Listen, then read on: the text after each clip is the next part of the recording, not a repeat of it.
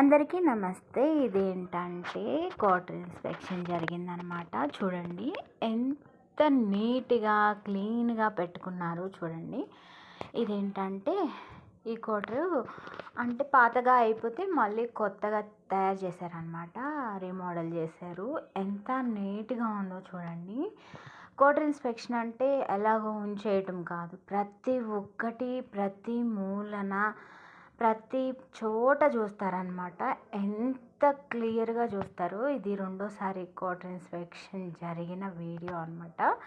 ఎంత క్లీన్గా పెట్టుకున్నారో చూడండి. ఆర్మీ వాళ్ళంటే ఏం పని పాట ఉండదు వాళ్ళకి, ఇంట్లోనే కూర్చుంటారు, మొగుళ్ళు తెచ్చి పెడతారు, తింటారు అంటారు జనం. నేను నా చెవులతో చాలా విన్నాను.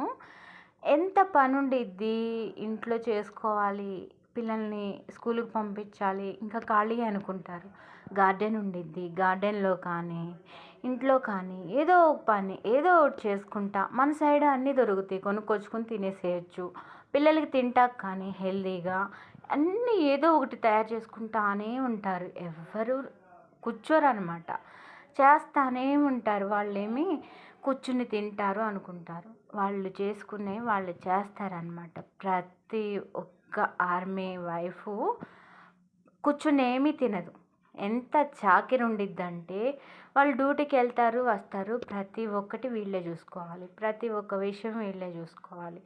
అలా ఎవరుంటారంటే కొత్తగా పెళ్ళయి వచ్చిన వాళ్ళు కొన్నాళ్ళ వరకు అలా ఉంటారేమో కానీ ఇంకా ప్రతి ఒక్కరికి ఏదో ఒక పని ఉండిద్ది. ఇలా చూడండి ఎంత క్లీన్గా ఉండాలంటే ఎంత చాకిరి ఉండాలి.